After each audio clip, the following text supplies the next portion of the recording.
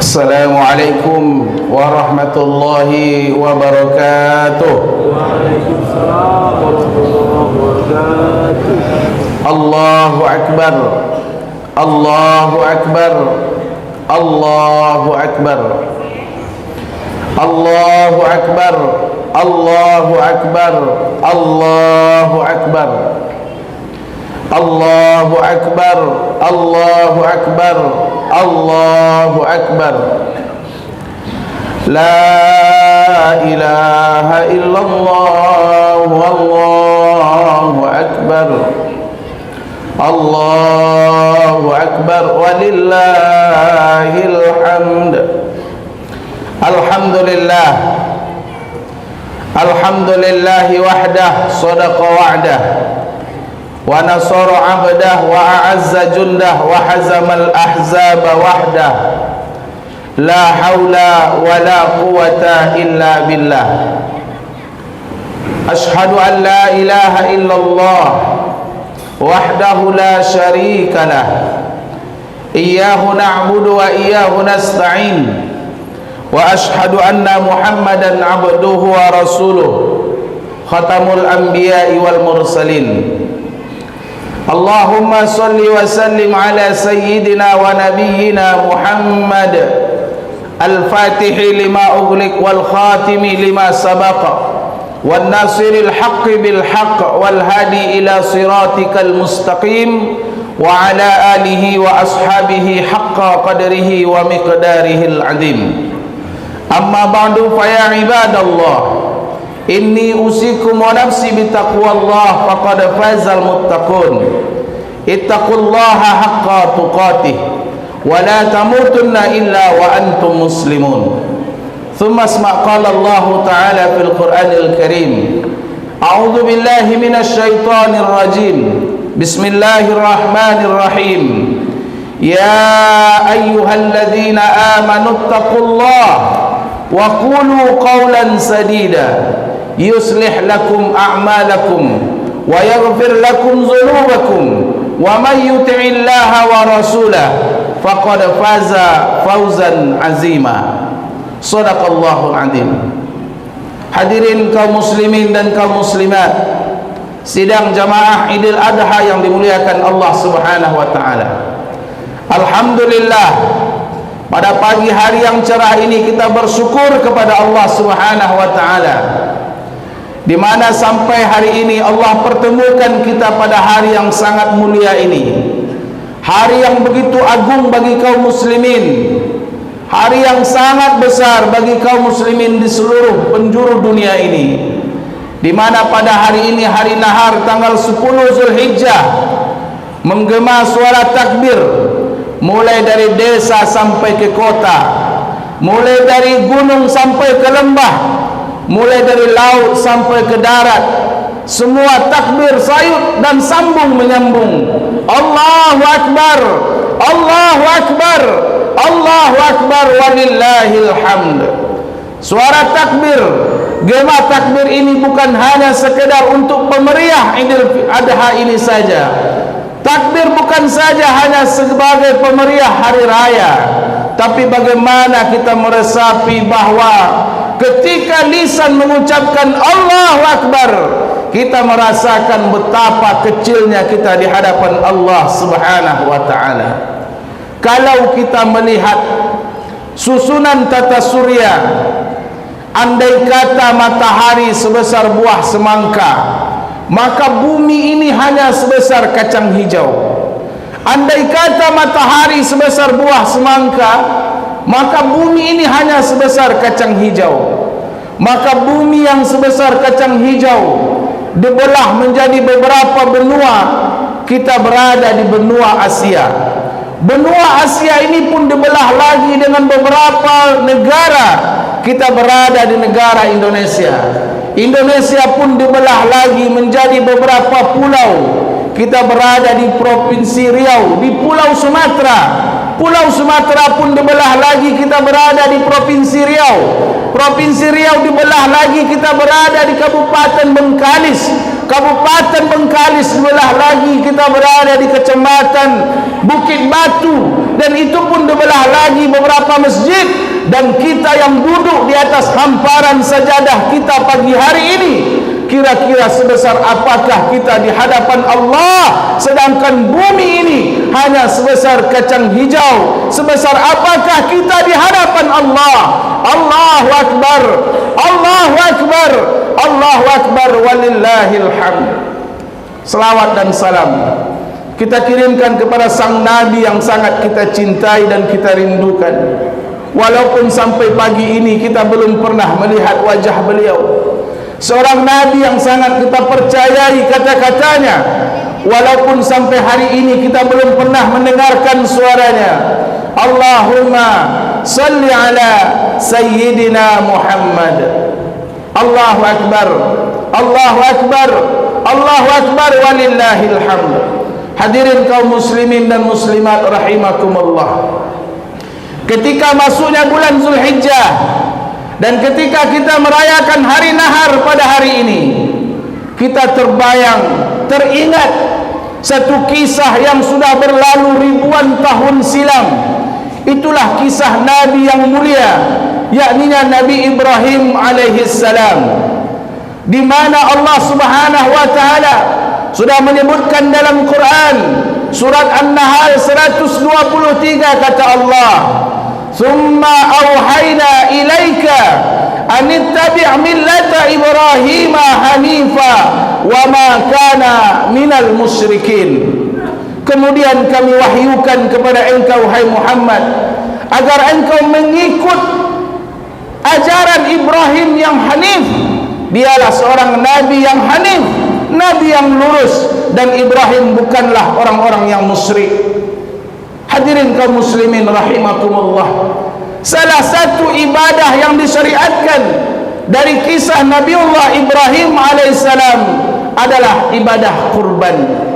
Bagi kita yang punya kemampuan diperintahkan oleh Allah Subhanahu wa taala untuk melakukan ibadah kurban, menyisihkan sebahagian harta kita di jalan Allah Subhanahu wa taala. Apa hikmah dari perintah kurban, dari dibalik kisah Nabiullah Ibrahim alaihissalam? Yang pertama, kita belajar tegar dan belajar ikhlas dibalik ibadah kurban ini. Allahu Akbar, Allahu Akbar, walillahil hamd.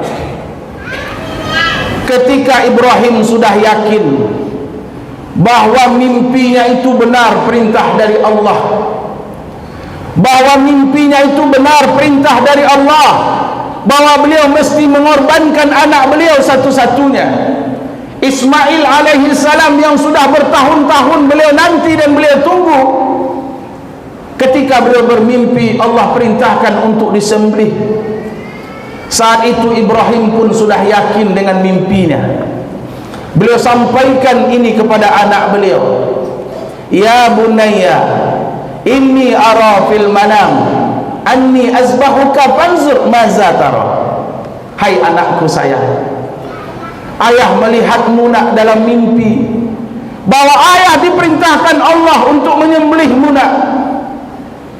Bawakan ke dalam diri kita, hadirin kaum muslimin.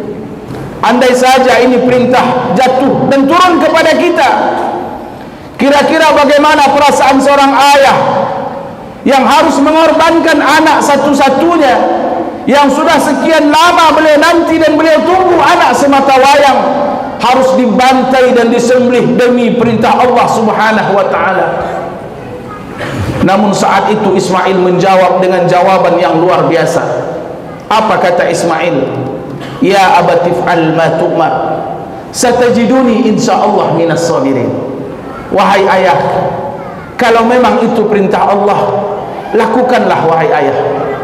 Jangan ragu sedikit pun menjalankan perintah Allah. Saya siap dikorbankan di jalan Allah. Semoga engkau mendapatkan aku dari golongan orang-orang yang sabar.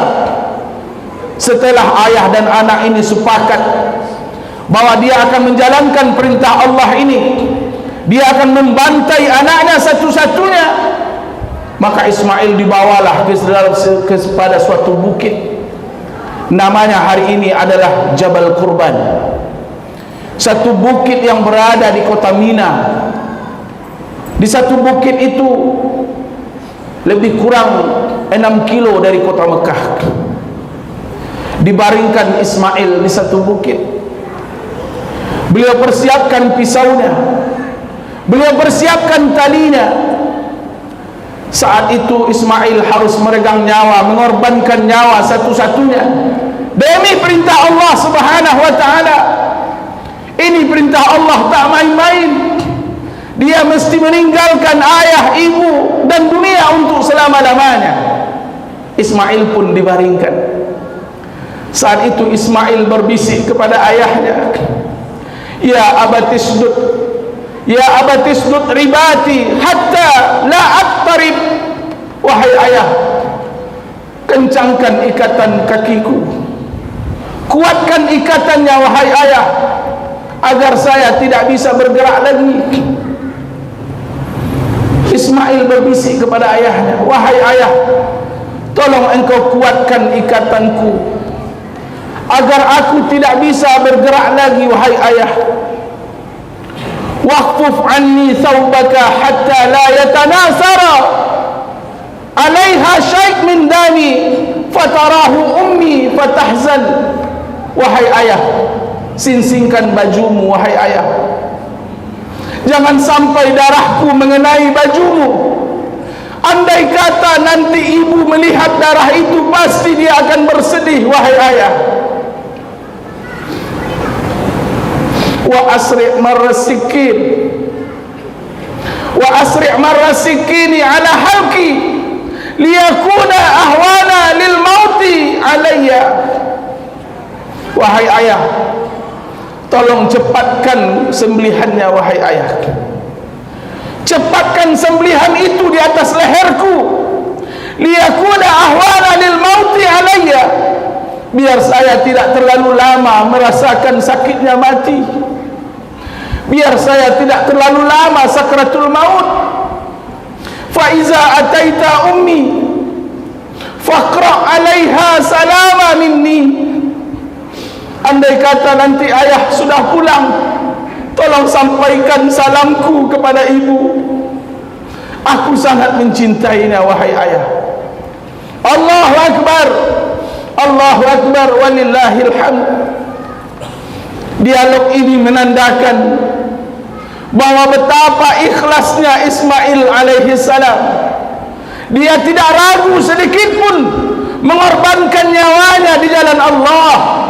Dia tidak ragu sedikit pun harus meninggalkan keluarganya untuk selama-lamanya. Dan kira-kira setegar apa Ibrahim alaihissalam, anak yang selama ini dia nanti dan dia tunggu, harus mati di tangannya demi perintah Allah Subhanahu wa ta'ala. Ketika itulah Ibrahim mulai meletakkan pisau di leher Ismail. Dia baca asma Allah, dia goreskan pisau yang begitu tajam, tetapi pisau itu tidak mampu melukai kulit Ismail. Jangankan melukai, bahkan pisau itu tidak pernah memberi bekas sedikit pun. Saat itu Ismail pun berkata kepada ayahnya, "Wahai ayah, tolong tutup wajahku wahai ayah. Saya khawatir andai kata engkau melihat kepada wajahku, nanti engkau kasihan melihatku dan engkau tak mampu untuk menyembelihku wahai ayah." Dan di saat itu apa kata Ismail? "Wahai ayah, tolong sembunyikan kilauan pisau itu. Jangan sampai aku melihat kilauan pisau. Aku takut, aku khawatir nanti aku tidak ikhlas dalam merelakan nyawa ini di hadapan Allah Subhanahu wa ta'ala." Allahu akbar, Allahu akbar, walillahil hamd. Ternyata semua ini adalah skenario dari Allah Subhanahu wa ta'ala. Allah hanya menguji Ibrahim, Allah hanya ingin menguji Ismail sejauh mana kecintaan dan keikhlasannya kepada Allah Subhanahu wa ta'ala. Allahu akbar. Hadirin kaum muslimin, kaum muslimat, Idul Adha yang dimuliakan Allah Subhanahu wa ta'ala. Nah, bagaimana dengan kita? Sudahkah kita berkorban di jalan Allah Subhanahu wa ta'ala seperti ikhlasnya Ismail alaihissalam? Sudahkah kita yakin seperti yakinnya Ibrahim alaihissalam bahwa sesungguhnya Allah tidak butuh dengan daging, Allah tidak butuh dengan darah. La yanalallaha luhumuha wala dima'uha walakin yanaluhu taqwa minkum. Tidak akan sampai kepada Allah daging-daging kurban, dan begitu juga darah-darah kurban tidak akan sampai kepada Allah. Walakin yanaluhu taqwa minkum. Tapi yang sampai kepada Allah itu adalah ketakwaan masing-masing kita. Allahu Akbar, Allahu Akbar, walillahil hamd. Yang kedua, hikmah daripada kurban itu adalah bagaimana kita meningkatkan kepedulian sosial dengan sesama. Disinilah pendidikan sosial. Hadirin yang dimuliakan Allah Subhanahu wa ta'ala, ada seorang ulama yang cukup terkenal di Damaskus, Syria. Beliau bernama Abdullah bin Mubarak, sering disebut dengan Ibnul Mubarak.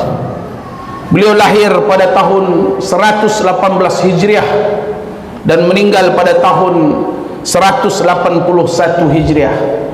Beliau hidup dalam umur lebih kurang 63 tahun. Ketika beliau naik haji, di saat beliau melaksanakan rukun-rukun haji, dan beliau keletihan dan tertidur di dalam satu masjid, di Masjidil Haram. Beliau tertidur. Dalam tidur beliau bermimpi. Apa mimpi Ibnul Mubarak? Beliau bermimpi melihat dua orang malaikat yang sedang bercakap-cakap. Yang diperbincangkan malaikat ini adalah tentang jamaah haji. Kata malaikat yang satu, berapa orang jamaah haji tahun ini? Ada 70.000 orang yang naik haji. Dari 70.000 orang yang naik haji, berapa orang hajinya yang diterima Allah? Kata malaikat yang satu lagi, tidak ada haji mereka yang diterima Allah Subhanahu wa ta'ala. Dari 70.000 orang naik haji, tidak ada satupun haji mereka yang diterima Allah. Akhirnya Ibnul Mubarak menangis dalam mimpi itu, karena beliau salah satunya yang jemaah haji pada tahun itu. Kemudian malaikat melanjutkan perbincangannya, kecuali ada seorang hamba Allah yang bernama Ali bin Muwaffaq. Ali ibn Muwaffaq ini, dia adalah seorang tukang sol sepatu di negeri Damaskus.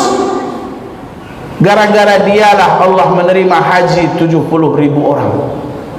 Setelah Ibnul Mubarak terbangun dari tidurnya, selesai naik haji, beliau langsung ke Damaskus mencari seorang tukang sol sepatu bernama Ali bin Muwaffaq.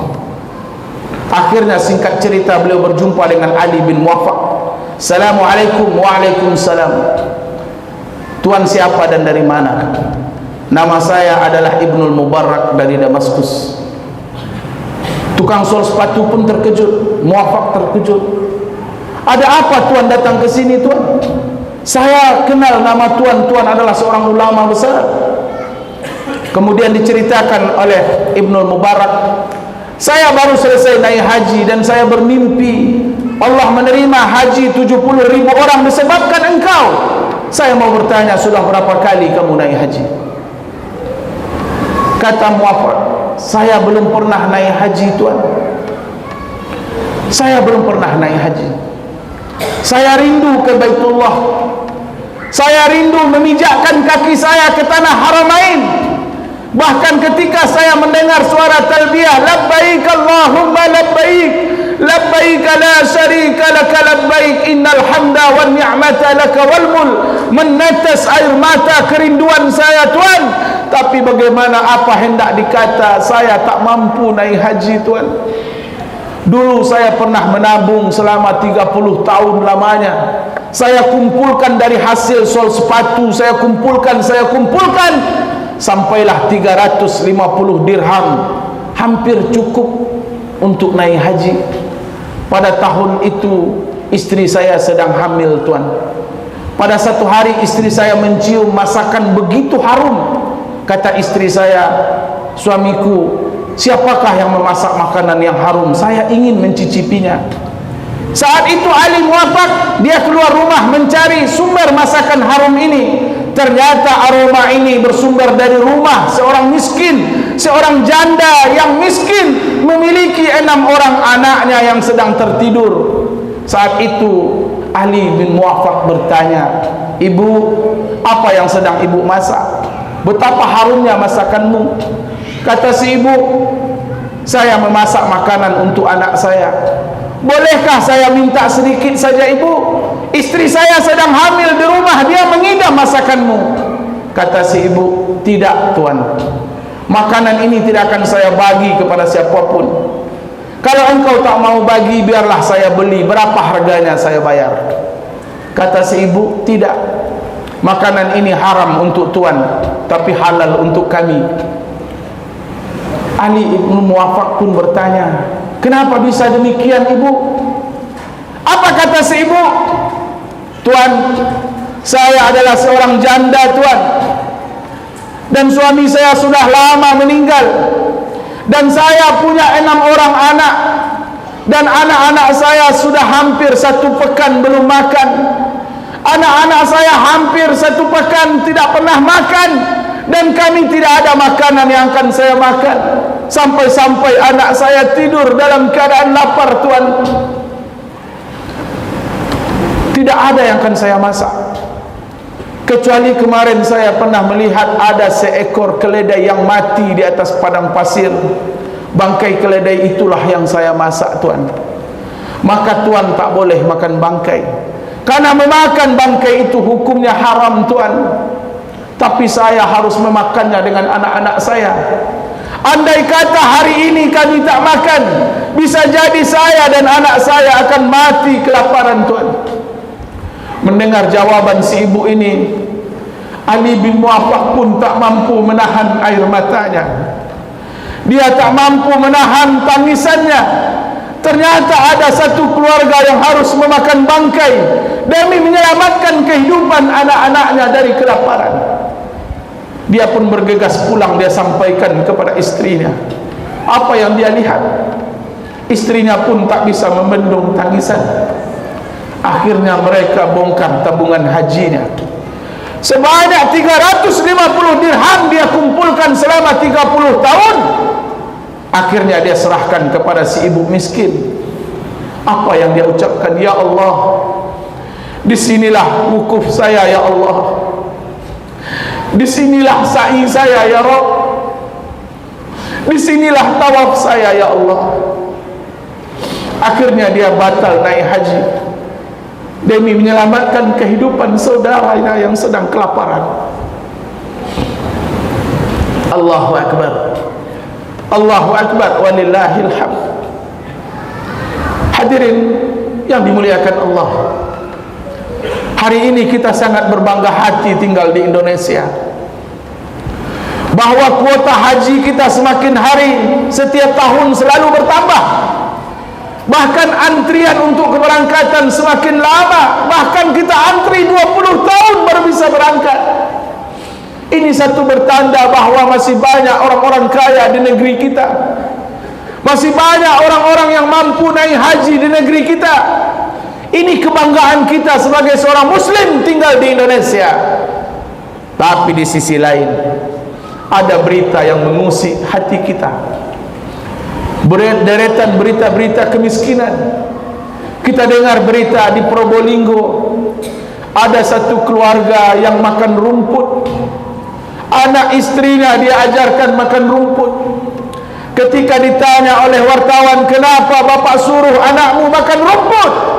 Jawabannya, "Saya sudah tak sanggup memberi mereka makan." Di Sulawesi ada satu keluarga mati bergelantungan. Dia gantung anaknya, dia gantung istrinya. Setelah anak istrinya mati, dia pun minum racun, tapi berhasil diselamatkan tetangga. Ketika ditanya, "Kenapa bapak bunuh keluargamu?" "Saya tak sanggup lagi memberi mereka makan." Ada seorang bapak membawa mayat anaknya pakai becaknya sendiri dari rumahnya, dari rumah sakit ke rumahnya, lebih jarak 17 kilo, karena dia tak sanggup membayar ambulan. Banyak lagi deretan berita-berita kemiskinan di samping, di tengah kehidupan orang-orang yang mampu di negeri kita ini. Ketahuilah hadirin kaum muslimin, bahwa jamaah, bahwa ibadah haji itu adalah rukun Islam yang kelima. Ada rukun Islam yang keempat tak boleh kita tinggalkan, itulah mengeluarkan zakat. Kepedulian sosial mesti kita tingkatkan. Allahu Akbar, Allahu Akbar, walillahil hamd. Berapa banyaknya hari ini orang-orang yang sudah berkali-kali naik haji, mereka bahkan setiap bulan melaksanakan umrah, tapi dia tak peduli dengan laparnya saudaranya, dia tak peduli dengan kehidupan anak-anak yatim, bahkan dia tutup mata dari tangisan fakir dan miskin. Maka perjalanan hajinya bukanlah perjalanan yang diridhai Allah Subhanahu wa taala. La yu'minu ahadukum hatta yuhibba li akhihi ma yuhibbu li nafsihi. Tidaklah sempurna iman seseorang sampai dia mencintai saudaranya sebagaimana dia mencintai dirinya sendiri. Allahu Akbar, Allahu Akbar, walillahil hamd. Yang terakhir, hikmah daripada berkurban adalah menghilangkan sifat hewani yang ada dalam diri kita. Walaqad zara'na li jahannama katsiran minal jinni wal ins lahum qulubun la yafqahuna biha wa lahum a'yunun la yubsiruna biha wa lahum adhanun la yasma'una biha ulaika kal an'am bal hum adall. Sungguh kami campakkan ke dalam neraka jahanam kebanyakan dari bangsa jin dan manusia. Mereka yang punya hati tapi tak mau memahami, mereka yang punya mata tak mau melihat kebesaran Allah, mereka punya telinga tidak mau mendengar tentang nasihat-nasihat dan ajaran dari Allah Subhanahu wa taala. Mereka itu sama dengan hewan ternak. Balhum adol, bahkan mereka lebih parah daripada binatang. Allah mensifati kita dengan hewan ternak, bahwa sesungguhnya manusia apabila sudah dikuasai oleh hawa nafsunya, maka manusia itu lebih parah dari hewan ternak. Satu ekor kambing jantan, kita buatkan satu kandang dengan kambing jantan, dia tidak akan pernah kawin sesama jenis. Begitulah kalau kambing jantan. Ayam jantan tidak akan pernah kawin dengan ayam jantan. Tapi manusia, betapa bejatnya manusia. Dulu manusia kaumnya Nabi Lut alaihissalam, mereka melakukan satu dosa yang sangat mengerikan, dosa yang sangat menjijikkan. Mereka menyukai sesama jenis. Maka negeri itu, ada satu negeri di antara Yordania dengan Israel, ada negeri namanya negeri Sodom. Negeri ini dimusnahkan Allah karena mereka mendurhakai Allah, melakukan dosa yang begitu sangat menjijikkan. Negeri itu ditelan oleh laut Yordania. Itulah kisah negeri Sodom. Hari ini ada sebagian orang yang juga mengkampanyekan tentang hal ini. Sudah maraknya LGBT di negeri kita. Inilah dosa yang lebih parah, lebih dahsyat dari dosa hewan dan binatang. Maka dari itu, dengan tertumpahnya darah kurban pagi hari ini, semoga bisa mengikis habis sifat-sifat hewani yang ada dalam diri manusia. Allahu Akbar, Allahu Akbar, Allahu Akbar, walillahil hamd. Semoga khutbah singkat ini mengetuk pintu hati kita, bahwa sesungguhnya tidak semua yang kita lakukan, bahwa sesungguhnya semua yang kita lakukan adalah atas dasar ridha Allah Subhanahu wa taala. Semoga Allah terima kurban kita dan saudara-saudara kita yang hari ini, mereka yang sudah berkumpul untuk melempar jumrah, semoga Allah terima haji mereka menjadi haji dan hajah yang mabrur. Dan Allah sehatkan jasad mereka, rohani mereka, dan Allah beri mereka keselamatan bisa kembali ke tanah air berkumpul dengan keluarga. Fa'tabiru ya ulil absar la'allakum turhamun. Allahu Akbar, Allahu Akbar, Allahu Akbar, Allahu Akbar, Allahu Akbar, Allahu Akbar, Allahu Akbar, walillahil hamd. Alhamdulillah, alhamdulillahilladzi qad akhraja نتائج الفكر لأرباب الهجا نحمده جل على الإنعام بنعمة الإيمان والإسلام أشهد أن لا إله إلا الله وحده لا شريك له وأشهد أن محمدا عبده ورسوله اللهم صل وسلم على سيدنا ونبينا محمد وعلى آله وأصحابه المجاهدين الطاهرين أما بعد فيا عباد الله إني أوصيكم ونفسي بتقوى الله فقد فاز المتقون اتقوا الله حق تقاته ولا تموتن إلا وأنتم مسلمون ثم اسمع قال الله تعالى في القرآن الكريم أعوذ بالله من الشيطان الرجيم بسم الله الرحمن الرحيم إنا أعطيناك الكوثر فصل لربك وانحر إن شانئك هو الأبتر صدق الله العظيم إن الله وملائكته يصلون على النبي يا أيها الذين آمنوا صلوا عليه وسلموا تسليما اللهم صل على سيدنا محمد وعلى آل سيدنا محمد كما صليت على سيدنا إبراهيم وعلى آل سيدنا إبراهيم في العالمين إنك حميد مجيد اللهم اغفر للمسلمين والمسلمات والمؤمنين والمؤمنات برحمتك يا أرحم الراحمين اللهم يا ربنا pada pagi hari ini ya Allah kami berkumpul bermunajat di rumah-Mu yang mulia ini ya Rabb. Ada di antara kami pagi ini membawa tumpukan dosa-dosa kami ya Allah, dosa yang masih kami sembunyikan di hadapan anak-anak kami ya Rabb, dosa yang kami sembunyikan di hadapan orang banyak ya Allah. Mereka sampai hari ini masih memuliakan kami ya Rabb, bukan karena kami hebat ya Allah, tapi karena Engkau masih menutup aib-aib kami ya Allah. Allahumma ya Rabbana, ampunilah dosa kami ya Allah, baik dosa yang masih bisa kami ingat maupun dosa yang sudah lama kami lupakan ya Allah.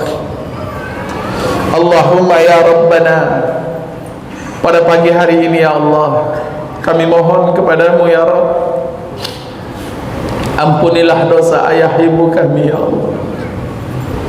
Ya Allah ya Rabb, andai kata mereka masih hidup pagi ini ya Allah, tentunya kami telah genggam kedua tangan mereka ya Allah. Tentunya kami akan peluk tubuh mereka ya Rabb, melepaskan kerinduan kami kepada mereka ya Rabbana. Allahumma ya Rabb, namun Engkaulah yang punya kuasa ya Allah. Habis salat ini ya Allah, di antara kami mereka akan mencari pusara ayah dan ibunya ya Rabb, mencari batu nisan yang bertuliskan nama ayah dan ibu kami ya Allah. Kami tumpahkan air mata kerinduan di atas pusara mereka ya Rabb. Kami mohon kepada Engkau ya Allah, lapangkan kuburan ayah ibu kami ya Allah, tinggikan derajat mereka ya Allah, kumpulkan kami bersama mereka sampai ke surga-Mu ya Allah. Kami pernah menumpang dalam rahimnya 9 bulan 10 hari lamanya ya Rabb. Ayah kamilah yang pertama mengumandangkan azan ke pangkal telinga kami ini ya Allah, karena dialah kami bisa mengenal Engkau ya Allah. Hari ini kami rindu dengan suara itu ya Rabb. Kami rindu dengan hangatnya pelukan ayah ibu kami ya Rabb. Allahumma ya Rabbana, sampaikan pahala kurban kami kepada kedua orang tua kami ya Allah. Kabulkan doa kami ini ya Rabb. Innahu la yastajibu ad-du'a illa anta ya mujibas sa'ilin. Allahumma ya Rabbana, bagi kami yang masih punya ayah dan ibu, jika orang tua kami sakit, sembuhkanlah ya Allah. Tetapkan iman dalam dada mereka ya Allah. Jangan Kau pisahkan kami dengan kedua orang tua kami sebelum Engkau beri kami kesempatan untuk membahagiakan ayah ibu kami ya Rabb. Allahumma ya Rabbana, selamatkan anak-anak kami dari fitnah dan huru-hara akhir zaman ini ya Allah. Sungguh tanggung jawab kami sangat berat di hadapan Engkau tentang anak-anak kami ya Rabb. Allahumma ya Rabb, terimalah kurban kami ya Allah. Jadikan setiap helai bulu, setiap tetesan darah, gantilah dengan kebaikan-Mu ya Rabb. Allahumma la tada' lana dhanban illa ghafartah, wala hamman illa farajtah, wala dainan illa qadaitah, wala aiban illa satartah ya aziz. Allahumma ya Rabbana, curahkanlah rahmat-Mu ya Allah, pertolongan-Mu ya Allah, wabil khusus kepada saudara-saudara kami yang sedang melaksanakan ibadah haji ya Allah. Allahumma ja'alhum hajjan mabrura wa sa'yan maskura wa dhanban maghfura wa amalan maqbula wa tijaratan lan tabura. Allahumma ya Rabb, rahmatilah negeri kami ini ya Allah. Karuniai kepada kami seorang pemimpin yang takut kepada Engkau ya Allah, dan pemimpin yang sayang kepada kami ya Rabb. Berilah negeri kami pemimpin-pemimpin yang amanah ya Allah, pemimpin-pemimpin yang bisa kami percayai ya Allah. Allahumma ya Rabbana, kami berlindung kepada Engkau ya Allah dari pemimpin-pemimpin yang zalim, pemimpin-pemimpin yang munafik ya Allah. Allahumma ya Rabbana, jadikan negeri kami negeri yang baldatun thayyibah wa rabbul ghafur. Rabbana atina fid dunya hasanah wa fil akhirati hasanah wa qina adzaban nar. Subhana rabbika rabbil izzati amma yasifun wa salamun alal mursalin walhamdulillahi rabbil alamin. Akhirul kalam ma'as salamah. Assalamualaikum warahmatullahi wabarakatuh.